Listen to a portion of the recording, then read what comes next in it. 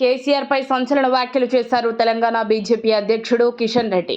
కేసీఆర్ పోయాడు, మళ్ళా రాడు, ఇక ఆయన పనైపోయింది అంటూ సంచలన వ్యాఖ్యలు చేశారు. అసలు కేసీఆర్ బస్సు యాత్ర ఎందుకు చేస్తున్నారో తెలియదన్నారు. కేసీఆర్ బస్సు యాత్ర చేసినా, కారు యాత్ర చేసినా తెలంగాణ ప్రజలు నమ్మరని, బీఆర్ఎస్ పార్టీకి ఓట్లు పడవని కిషన్ రెడ్డి అన్నారు.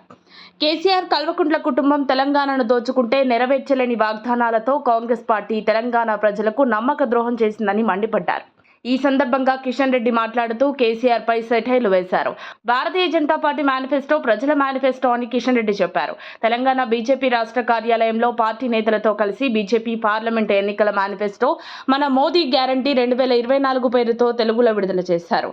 మీ అందరికీ తెలుసు, మోదీ గ్యారంటీ అంటే ఖచ్చితంగా అమలు చేస్తారని. 2047 వికసిత భారత్ పేరుతో బీజేపీ ముందుకెళ్తోందన్నారు కిషన్ రెడ్డి. అవినీతి, బంధు ప్రీతిని కాంగ్రెస్ పార్టీ ఇంకా పూర్తిగా వదిలిపెట్టలేదని కిషన్ రెడ్డి విమర్శించారు. భారతదేశంలోని అట్టడుగున ఉన్న యువకులు, మహిళలు, పేదలు, రైతుల అభ్యున్నతికి పాటుపడతామని తెలంగాణ బీజేపీ రాష్ట్ర అధ్యక్షుడు కిషన్ రెడ్డి చెప్పారు. ఈ నెల 25వ తేదీన అమిత్ షా తెలంగాణకు వస్తున్నారని, ఒక పార్లమెంటు సెగ్మెంట్లో ఆయన సభ ఏర్పాటు చేస్తున్నామన్నారు.